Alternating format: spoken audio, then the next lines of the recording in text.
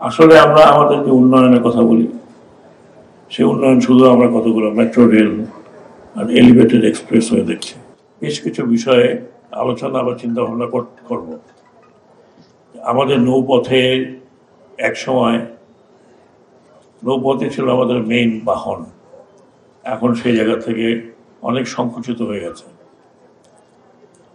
একসময় বিশেষ করে দক্ষিণবঙ্গের সাথে একমাত্র যোগসূত্র ছিল নৌ পরিবহন, এখন অনেকটা কমে আসছে। তারপরেও বাংলাদেশ অন্যতম বৃহত্তম ম্যারিটাইম কান্ট্রি। শুধুমাত্র নৌ বা নদীর দিক থেকে নয়, এদেশে 4টি সমুদ্র বন্দর হয়েছে, একটি ডিপ সি পোর্ট, 3টি সি পোর্ট। বিশ্বের বহু দেশে একটি সমুদ্র বন্দর নেই। সেই দিক থেকে আমরা অত্যন্ত লাকি, অত্যন্ত ভাগ্যবান। আমাদের নদীপথ যেখানে চলাচল উপযোগী, সেই নদীপথগুলো কিন্তু এখন আস্তে আস্তে কলুষিত হচ্ছেই, সেই সাথে একটু শ্রিঙ্ক করছে। এবং আমাদের বেশিরভাগ সম্পদ কিন্তু এই ড্রেজিং এ মধ্যেই চলে যাচ্ছে, প্রতিনিয়ত ড্রেজিং হচ্ছে। একই সাথে আমি নৌপথকে আরো সম্প্রসারিত করার চেষ্টা করেছি। শুধু নৌপথ নয়, বিভিন্ন লোকের পারাপারের ব্যবস্থা করা হয়েছে। আপনারা জানেন ইদানিং সন্দ্বীপে করা হয়েছে, মহেশখালীতে করা হয়েছে, হয়তো আগামীতে আমাদেরকে কুতুবদিয়াতে করতে হবে, আরো বেশ কিছু জায়গায়, অনেক রিমোট এলাকায়, যে সমস্ত জায়গার নামও হয়তো আপনারা শোনেন নাই বা কোনোদিন যান নাই, সেখানকার জনপদকে যুক্ত করার জন্য আমি বিআইডব্লিউটি এর মাধ্যমে কন্ট্রোল লাগিয়েছি এবং সে সমস্ত জায়গার চেহারা পরিবর্তন হয়ে গেছে, এখনো পরিবর্তন হচ্ছে। আসলে আমরা আমাদের যে উন্নয়নের কথা বলি, সেই উন্নয়ন শুধু আমরা কতগুলো মেট্রো রেল আর এলিভেটেড এক্সপ্রেসওয়ে দেখছি। কিন্তু আপনারা যারা প্রত্যন্ত অঞ্চলে থাকেন, প্রত্যন্ত অঞ্চল থেকে এসছেন, আনফর্চুনেটলি সেই লোকগুলোর নৌপথে চলাচলের ব্যবস্থা নেই। তাদের এখানে মাটিতে কাদায় নামতে হয়, গর্ভবতী মহিলাদের পা পিছলে পড়ে যেতে হয়। কিন্তু আমরা গত 50 বছরে সেদিকে নজর দিইনি। আমি এখন আমার যতদিন এই টেনিয়রে আছে এবং মন্ত্রণালয়ে আছে, আমার প্রাইম ফোকাস হচ্ছে 1 নম্বর, প্রত্যন্ত অঞ্চলের লোকগুলো যাতে স্বাচ্ছন্দ্যে চলাফেরা করতে পারে এবং সেখানে 90% লোকজন নৌপথে চলাচল করে। এই প্রসঙ্গে বলতে গেলে বলতে হয়, বিশেষ করে যেগুলো নৌযান বা যান্ত্রিক নৌযান যেগুলো আছে, সেগুলোর ফিটনেস। আমি যেহেতু ওই অঞ্চলের লোক, ছোটবেলা থেকে এসব লোক ভ্রমণ করি, সবসময় ভ্রমণ করি,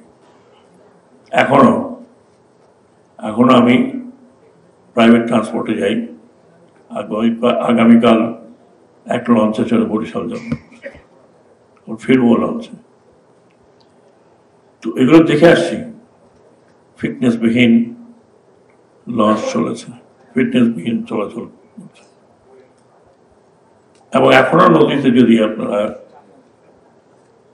রেড করেন, তাহলে আপনারা ফিটনেসবিহীন মালামাল ক্যারি করার জন্য, বিশেষ করে বাল্ক হেড, কি নাম এটা ছিল, বাল্ক, এর বেশিরভাগই আই এম শিওর এর ফিটনেস নেই এবং প্রায় ডুবে অবস্থা, প্রায় অ্যাক্সিডেন্ট করে এগুলো। আমরা বলেছি যে রাত্রে এগুলো চলাচল করবে না। আমি জানি না রাত্রে চলাচল করে কিনা, সেই ধরনের আমাদের ইন্সপেকশন আছে কিনা, না থাকলে এটাকে বাড়াতে হবে। যেই নদীপথগুলো আছে, এই নদীপথগুলোতে নাব্যতা বজায় রাখতে হবে। অনেক কথা বলা হয়েছে নদীর দূষণের কথা। নদীর দূষণ কিন্তু সব জায়গায় হয় না। নদীর দূষণ হচ্ছে যে সমস্ত জায়গায় জনগণ বেশি বসবাস করে এবং কলকারখানা যেখানে আছে, বিশেষ করে বুড়িগঙ্গার মতো দূষিত নদী পৃথিবীতে খুব কম আছে। আমি বহু চেষ্টা করেছি পরিবেশ মন্ত্রণালয়কে নিয়ে যে বুড়িগঙ্গাকে পরিষ্কার করার জন্য, কিন্তু অর্থাভাবে সেটা করা যায়নি এক। আর দ্বিতীয়ত হচ্ছে যে আমাদের কাছে ওই ধরনের কোনো গ্র্যাবার নেই, যে গ্র্যাবার 6 থেকে 3 থেকে 4 মিটার 5 মিটার নাকি শুধু প্লাস্টিক প্লাস্টিক উঠাতে হবে, শুধু উঠালে হবে না, যাতে কি যে সমস্ত ফ্যাক্টরিগুলো আছে সেগুলোকে দূষণ কমাতে হবে। শুধুমাত্র নৌ মন্ত্রণালয়ের দায়িত্ব এটা না, এটা দায়িত্ব সার্বিক হবে। আর বুড়িগঙ্গাকে যদি আমরা দূষণমুক্ত করতে না পারি, তাহলে এখানে একসময় লঞ্চ ভিড়ত, স্টিমার ভিড়ত, সেগুলো হয়তো স্লোলি ডেলিভারি আমাদের কিন্তু শিফট করতে হবে, দূষণমুক্ত এবং পলি না পড়ে। একসময় আমাদের এখানে দর্শনীয় খুব ভালো স্টিমার সার্ভিস ছিল, সেগুলো বন্ধ হয়ে গেছে। 4টি স্টিমার পড়ে আছে। আমি বিএডব্লিউটিসির চেয়ারম্যান এখানে আছেন, আমি ওনাকে বলেছি যতদূর পারেন এটা রিপেয়ার করেন, কারণ এখানে শুধু স্টিমারের ব্যাপার নয়, এখানে স্টিমারের মধ্যে অনেক কলা কুশলী আছে, এবং এগুলো আমি ইউরোপে দেখেছি চলতে, এবং পর্যটনের জন্য একটা অত্যন্ত ভালো বিষয়, সেখানে এমপ্লয়মেন্ট হবে। তো আমি বলেছি আশা করি before I leave this ministry at least I will write one. আমি আমার জেনারেল সেক্রেটারিকে বলেছি যে আপনি এটা বড় একদিন চড়ে আমরা বেড়াবো। তো আমি বিআইডব্লিউটিসি চেয়ারম্যানকে বলছি যতদূর সম্ভব প্লিজ ডু ইট। আমাদের বিএসসি আপনারা জানেন একটা প্রফিটেবল অর্গানাইজেশন। আমরা নতুন ঠিক নয়, ইউজ 2টো জাহাজ কিনছে এবং 4টা জাহাজের অর্ডার দেওয়া হয়ে গেছে।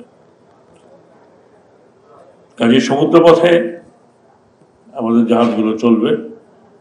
আমি অবশ্য প্ল্যান করতে বলেছি যে আমরা যাতে এলপিজি কন্টেনার জাহাজ কিনতে পারি, যদিও একটা হিউজ ব্যাপার, বাট পরিকল্পনা করতে কোনো অসুবিধা নেই। আমি আসার পরে এই মন্ত্রণালয়ের বহু বড় বড় প্রজেক্ট, ছোট ছোট প্রজেক্ট, মন্ত্রণালয়ের প্রজেক্ট আমি অন্তত পাশ করিয়ে রেখেছি। আজকে একটা আছে, আশা করি এটাও পাশ হলে এই আমার হাতে যতগুলো প্রজেক্ট আছে সেগুলো শেষ হয়ে যাবে। আমি আপনাদের কাছে একটা অনুরোধ করব, আপনারা এখানে যারা আছেন, অনেকে সার্ভেয়ার আছেন, অনেকে নৌ সাথে জড়িত আছেন। সেক্রেটারি সাহেব বলেছেন যে গত ঈদে আমাদের নৌ পরিবহন অত্যন্ত সুশৃঙ্খল এবং সুন্দরভাবে কাজ করেছে। এটা জন্য আপনাদের সকলকে ধন্যবাদ এবং মোবারকবাদ জানাচ্ছি। সামনে আরেকটি ঈদ আছে, আমরা আশা করব একইভাবে আপনারা সবাই চেষ্টা করবেন যে এই ঈদেও ঠিক ওই রকম স্ট্যান্ডার্ড যাতে বজায় রাখে। আমরা নৌ পরিবহনে একটা স্ট্যান্ডার্ড বজায় রেখে যেতে চাই, যাতে এটা মেনটেন করা হয়। নৌ পরিবহন, নৌ নিরাপত্তার সপ্তাহ শুধু লিখিতভাবে যেন না থাকে, এটা শেষ। এখানে ট্রেনিং নিয়ে আপনারা, আমি আশা করব যে এই ঈদের আগে আবার আপনারা একটা ইন্সপেকশন করবেন, বিশেষ করে যাত্রীবাহী যে সমস্ত যানবাহন আছে, এবং একই সাথে যে এই যে যন্ত্রচালিত কতগুলো নৌকা আছে চলে, এগুলোরও কোনো পারমিশন নেই। স্পিড বোট চলে, এগুলোরও কোনো পারমিশন নেই। আমি ডিজি শিপিং মকসুদ সাহেব এবং যিনি আসছেন, তার প্রথম প্রায়োরিটি হবে রিগোরাসলি ইন্সপেকশন করা এবং তাদেরকে সার্টিফিকেট দেওয়া। আমি আশা করি যে এই যে সপ্তাহ আপনারা উদযাপন করতে যাচ্ছেন অত্যন্ত ফ্রুটফুল হবে। লাস্ট টাইম বলবো যে আমাদের নদীকে বাঁচাতে হবে। যদি নদী না বাঁচে তাহলে বাংলাদেশ বাঁচবে না, এবং বাংলাদেশ মরুভূমি হবে। আমরা আল্লাহ আমাদেরকে এত ন্যাচারাল নদী দিয়েছেন যেগুলো আমাদের খনন করতে হয় না, নদী দিয়েছে, পানির কোনো অভাব নাই, যে কারণে আমরা এখনো স্বয়ং সম্পূর্ণ হয়ে আছি। এবং বহু দেশ, আমি বলেছি, বহু দেশ যেখানে যদি একটা নদী থাকে, সেই যে দেখেন সেই নদীটাকে তারা কিভাবে রেখেছে, কত সুন্দর করে রেখেছে। ছোট্ট একটা জলাশয়, সেটাকে কত সুন্দর করে রেখেছে। কিন্তু আমাদের অভ্যাস সাথে খারাপ, আমরা এত নোংরা, আবার খাওয়া দাওয়া খেয়ে আবার নদীর মধ্যে ফেলে দিচ্ছি। আমার চোখের সামনে হয়তো আমি ধরি, কিন্তু সপ্তাহ ধরা যায় না। লঞ্চ ঘাটে থামে, সকালবেলা পরিষ্কার করে ময়লাগুলো নদীর মধ্যে ফেলে দেয়। এটা আমাদের যে বিআইডব্লিউটি এর অথরিটি যারা আছেন তাদেরকে আমি বলবো যে আমাদের ঘাটগুলোতে এই বিষয়ে যেন স্ট্রিক্ট থাকে।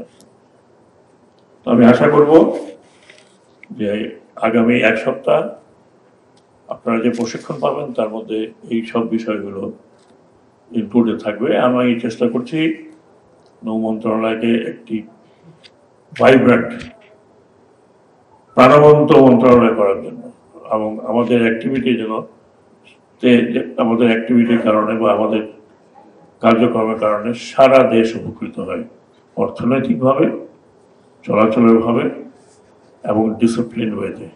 আপনাদের সকলকে ধন্যবাদ। মোবারকবাদ। আল্লাহ হাফেজ।